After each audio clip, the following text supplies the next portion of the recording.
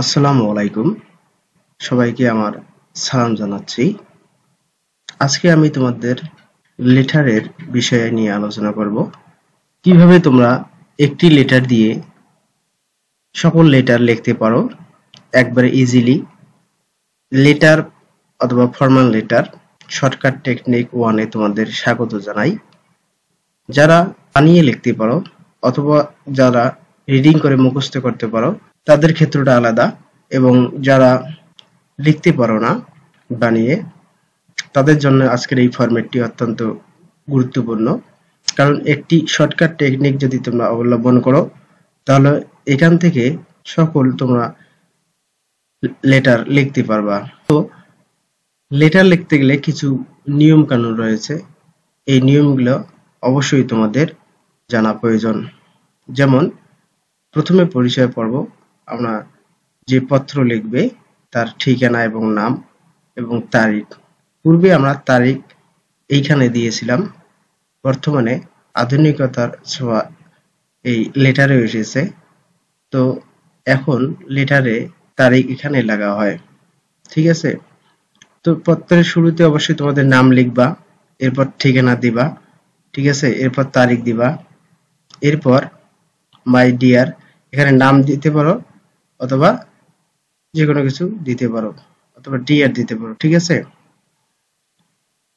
এরপর দেখো মূল যে বিষয়টা, আমি তোমাদের এই বিষয়টা দিয়েছি, এই বিষয়টা থাকবে, এই বিষয়টা যা এখানে আছে তাই থাকবে, এবং তোমাদের প্রশ্নের যে বিষয়টা উল্লেখ থাকবে, প্রশ্নে যে বিষয়টা তোমাদের পরীক্ষায় আসবে সেই বিষয়ে তোমাদের 2 থেকে 3টি বাক্য তৈরি করে লিখতে হবে।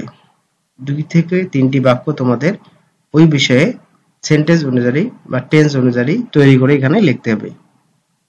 এরপর তোমাদের বাকি এই যে অংশটুকু আমি দিয়েছি, এই অংশটুকু লিখলে ইনশাল্লাহ তোমরা যে আশা করো 10 মার্কস, অর্থাৎ তোমাদের লেটার রাইটিং এ তোমাদের 10 মার্কস রয়েছে, এই 10 মার্কস তোমরা ইনশাল্লাহ অনায়াসে তুলতে পারবা।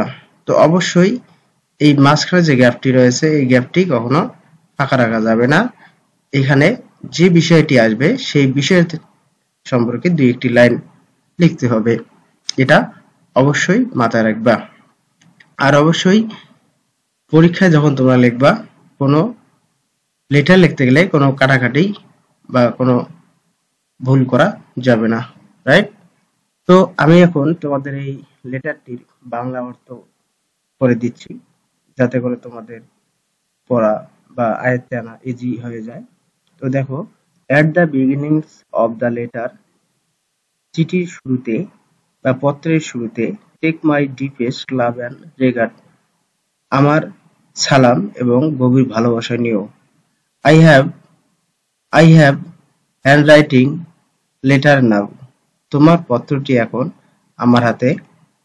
I have I am happy and excited to receive your letter, ঠিক আছে কি, I am happy and excited to receive your letter, তোমার চিঠি আমার হাতে পেয়ে আমি কি আনন্দিত বা উদ্ভাসিত বা উচ্ছ্বাসিত, রাইট?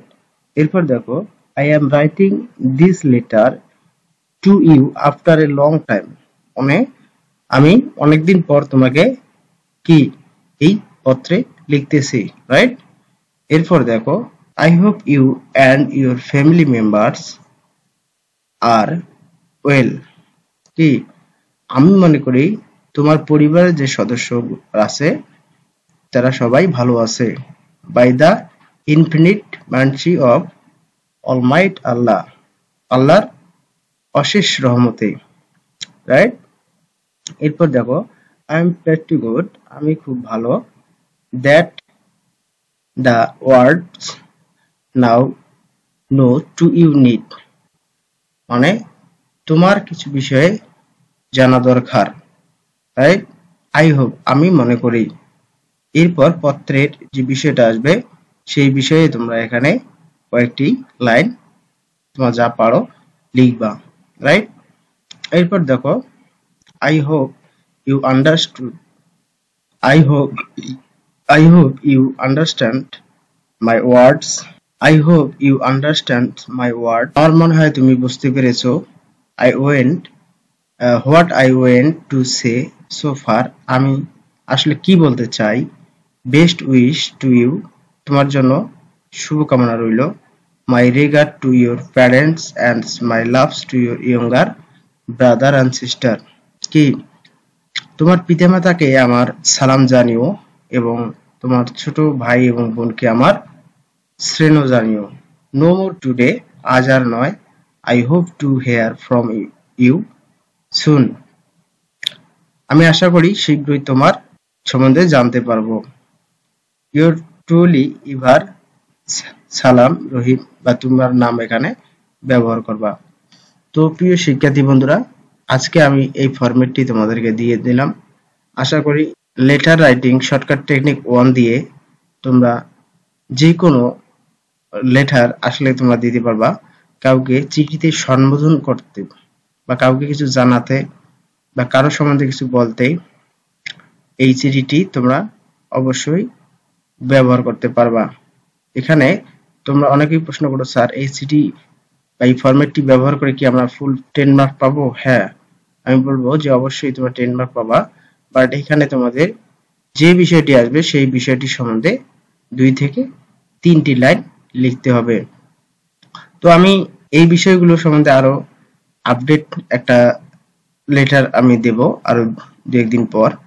তো তোমরা যারা নতুন আমার এই চ্যানেলটিকে দেখতেছো, আমি তোমাদের একবারে শিক্ষক এটা কথা বললে ভুল হবে। আমি তোমাদের একজন ভাই হিসেবে ধরে নেবা। আমিও রান করতেছি। আশা করি যতটুকু আমি তোমাদের বোঝাতে পেরেছি। এরপর আরো আপডেট আমি সাজেশন তৈরি করে তোমাদের দিয়ে দেব পরীক্ষার আগে। তো যাতে করে তোমরা এই পরীক্ষা থেকে ভালো কিছু করতে পারো আমার এই সাজেশন ফলো করে।